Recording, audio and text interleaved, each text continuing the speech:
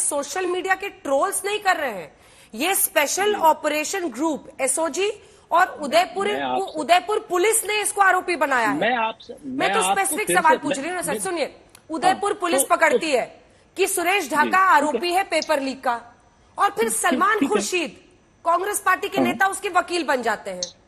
ये रिश्ता क्या कहलाता है? हाँ, मैं बताता हूँ ना। माइक एंडरसन का वकील क्या नाम अरुण जेटली था, ठीक। आप ये यूनियन कार्बाइड का इतनी बड़ी उसका वकील जो था वो अरुण जेटली था। बेन सिंह के सरदार बेन सिंह के जो हत्यारों का वकील और इंदिरा गांधी के हत्यारों के वकील राम जेठमलानी थे। आप ये वकालत को, सुप्रीम कोर्ट की वकालत को उनके वकीलों के सारे भाजपा वाले थे। ये लोग, इन लोगों को आप अगर ये सुप्रीम कोर्ट में किसी के पैसे लेकर के किसी की वकालत कर रहे हैं अपने प्रोफेशनल काम में, कम से कम आपको नहीं पूछना चाहिए। शहजाद पूछे मेरी समझ में, क्योंकि ये 2 रुपए के ट्रॉलों से जरा बहुत ज्यादा प्रभावित रहते हैं, लेकिन वकालत अपनी जगह पे कांग्रेस जा करके नंबर 1। नंबर 2, मैं फिर से कहता हूं आपसे कि आरोप लगा करके उसको अपराधी सिद्ध कर देना, ये भारतीय जनता पार्टी के ट्रॉल्स की आदत हो गई है। हम आपको 20 आरोप लगा करके अपराधी सिद्ध कर दें, उसके बाद, और वहां पर एक बात बताइए, 2G में क्या हुआ, 3G में क्या हुआ, कोयले में क्या हुआ?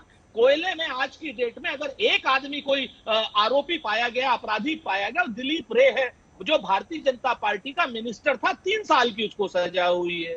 लखनऊ में अगर कहीं कोई आरोपी पाए गए हैं तो इनके राकेश सचान पाए गए, उनको 1 साल की सजा हुई है। सजा हुई है, जिन लोगों को सजा हुई है हम उनकी बात कर रहे हैं। आरोप लगा करके कभी नेशनल हेराल्ड के नाम से आरोप लगा देना, कभी और किसी नाम से, जब तक उसको अपराधी सिद्ध नहीं करेंगे तब तक आप उसको सिर्फ एक लाइन का जवाब, सिर्फ एक लाइन का जवाब प्लीज, सिर्फ एक लाइन। अंजना जी, कन्विक्शन रेट क्या है? क्या मिस्टर पूनावाला, कन्विक्शन रेट क्या है? दोषी कितनों को आपने करार दिया? ईडी का कन्विक्शन रेट 90% से ऊपर है। 24 में से 23 में कन्विक्शन हुई है ट्रायल में। अच्छा, मैं अपना नहीं, झूठ नहीं बोल रहा हूं। यदि मैं झूठ बोल रहा हूं, अंजना जी आप अपनी रिसर्च से मंगवा लीजिए। मैं आपके शो पर आधे घंटे तक बैठा हूं, पर मुझे मेरा एक वाक्य कहने दीजिए। अंजना जी, अभी इन्होंने 2 रुपीज ट्रोल्स ये शब्दावली इस्तेमाल की, तो विधायक भरत सिंह जिन्होंने आरोप लगाया प्रमोद जैन भाया पर, ये 2 रुपए के ट्रोल है? या इंदिराज गुजर जो सचिन पायलट के करीबी है और कहते हैं कि बड़े लोगों को पकड़ा नहीं जाता, वो 2 रुपए के ट्रोल है? या BL सोनी जो DG ACB है, वो 2 रुपए के ट्रोल है, जो अशोक गहलोत के सबसे चहीते ऑफिसर में से एक है? और ये पहली बार हुआ है, मैं राजस्थान में हूं, यहाँ के युवाओं से मैंने बात की है, बाबूलाल कटारा RPSC के सदस्य बनते हैं, कहते हैं ऑन रिकॉर्ड कि 2 करोड़ रुपए दिए। RPSC का सदस्य केवल चीफ मिनिस्टर के दस्तखत से बनता है। आज वो बाबूलाल कटारा जेल में है, उसने पेपर लीक करवाए थे, पैसे लिए भी थे, पैसे दिए भी थे। इसका जवाब कहां है? कौन था वो जो 2 करोड़ रुपए लेकर उन्हें मेंबर बना रहा था? इसका कोई स्पेसिफिक जवाब नहीं। और यदि ये सारे झूठे आरोप है तो मान्यवर बताइए, इंदिराज गुजर क्यों आपके ही विधायक कह रहे हैं? मैं थोड़ा सा रुक जाइए प्लीज, सुरेंद्र जी थोड़ा सा रुक जाइए। आनंद दुबे जी, तमाम जो अन्य पार्टियां हैं वो कूद जाती हैं। एक ऐसा हाल हो गया है जिसमें ईडी की कार्रवाई जैसे किसी भी पार्टी के किसी भी नेता के खिलाफ, अरे यहां तो पेपर लीक हो रहा है, पेपर लीक में आरोपी खुद उदयपुर, अलग अलग जो राजस्थान की पुलिस है वही पकड़ रही है, और ऐसे में जो रेड्स हुए हैं 1.25 करोड़ नकदी मिलने का आरोप है, दस्तावेज मिलने का आरोप है। ऐसे में भी ईडी की कार्रवाई सियासी हथियार है। अंजना जी नमस्ते। नमस्ते। हम सब सुनते हैं कि 7 अजूबे हैं इस दुनिया में, 8वां अजूबा भी नया नया है कि भारतीय जनता पार्टी कहती है कि ईडी और सीबीआई का हम दुरुपयोग नहीं करते। यह उतना ही आश्चर्यचकित करने वाला है और हास्यास्पद भी। अब आप देखिए कि 25 नवंबर को राजस्थान में चुनाव है, आज 26 अक्टूबर को डिबेट कर रहे हैं इस विषय पर कि ईडी और सीबीआई है। अरे भाई, जब गोविंद डोटासरा तो नवंबर 2021 के बाद मंत्री ही नहीं है, तो लगता है कि उनकी भूमिका है पेपर लीक मामले में, को उस समय पकड़ लेते, उस समय सारी जांच कर लेते। जब चुनाव है आज 25-26,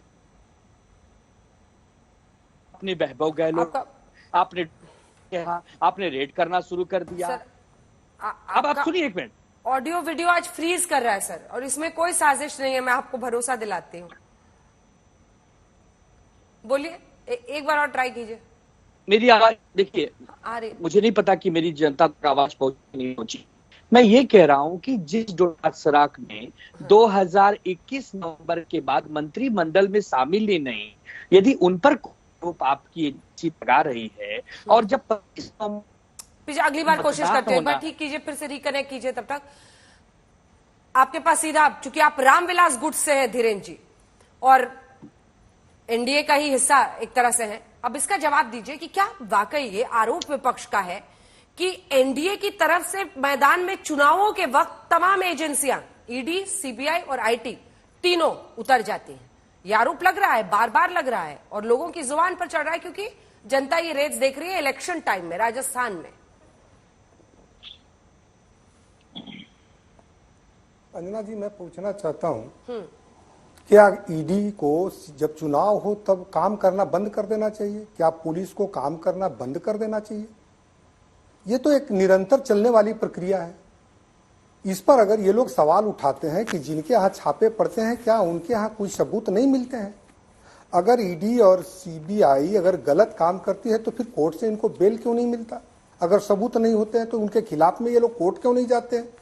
तो एक नैरेटिव सेट करना ये चाहते हैं कि दुरुपयोग हो रहा है, लेकिन वास्तविकता तो यही है ना कि पहली बार ये संस्थाएं स्वायत्त रूप से काम कर रही है, और आदरणीय प्रधानमंत्री जी ने कहा है कि देश से भ्रष्टाचार को हम मिटाएंगे।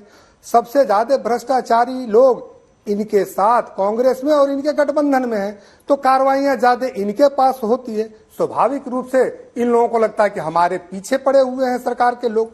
लेकिन ये सच्चाई है कि अगर ये कहीं से पेपर लीक अगर हो रहा था राजस्थान में, तो ये तो भ्रष्टाचार ही के लिए न होता है, पैसे ही कमाने के लिए ना पेपरों का लीक करवाया जाता है। अगर बिहार में भी पेपर का लीक हो रहा है इतने जगहों पे, चाहे बीपीएससी का एग्जाम हो चाहे कहीं भी हो, कहीं ना कहीं तो पैसे का ही भ्रष्टाचार है ना। अगर इस पे कार्रवाई अगर सीबीआई कर रही है, ईडी कर रही है, तो इनको तकलीफ नहीं होना चाहिए, इनको तो सहयोग करना चाहिए, क्योंकि ये तो चाहते हैं कि देश आगे बढ़े, लेकिन उसमें नहीं है। इनके लोगों को नहीं पकड़ा जाए। राजस्थान में जो लाल डायरी आई थी, लाल डायरी आखिर उस मंत्री ने दिखाई थी जिसको दबा दिया गया, उसी लाल डायरी की तो एक कड़ी है ये। और अगर कांग्रेस को या इनके गठबंधन के, इंडिया गठबंधन के लोगों को रोकने की साजिश करने की जरूरत नहीं है अंजना जी।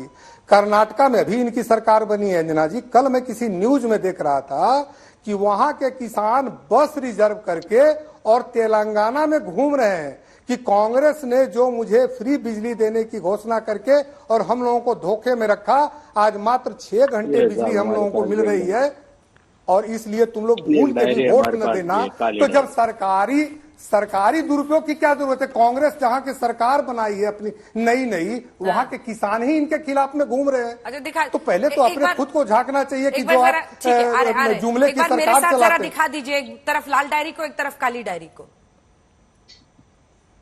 दोनों डायरी को दोनों तरफ दिखा दीजिए। जी, वो काली डायरी तो वो सुरेंद्र जी उठा लिए काली डायरी। देखिए लाल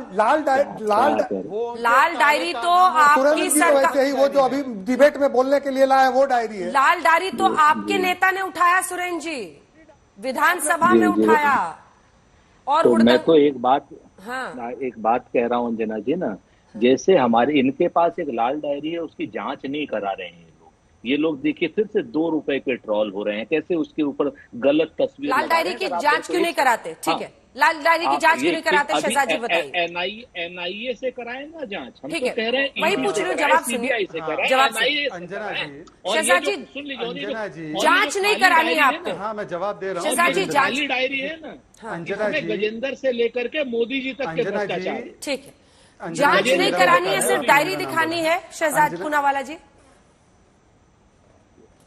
अंजना जी, यदि ये डायरी में कुछ है ही नहीं तो इस डायरी को सदन के पटल पर टेबल क्यों नहीं होने दिया अशोक गहलोत जी ने? और खड़गे जी अभी यहाँ पे आए थे तो उन्होंने कहा मैंने लाल डायरी में पढ़ा है, हम चुनाव जीतने वाले, मतलब खड़गे जी के पास ये डायरी है। इसीलिए सुरेंद्र राजपूत, आप अधिकृत प्रवक्ता है, वो डायरी गहलोत और खड़गे जी के पास है, तुरंत उसको निकालकर एजेंसियों को सौंपें। ये मेरा आपसे पहला आग्रह। दूसरा जो आप डायरी उठा रहे हो वो होटल की ब्लैक डायरी मेन्यू कार्ड है, वो होटल का मेनू कार्ड है। यहाँ पर ब्लैक डायरी, अंजना जी अपने अपनी बारी में बोले, अंजना जी अपनी अपनी बारी में बोले, उनकी बात पूरी होने दीजिए, मैं आपसे जवाब लूंगी। मेनू कार्ड पकड़े क्या?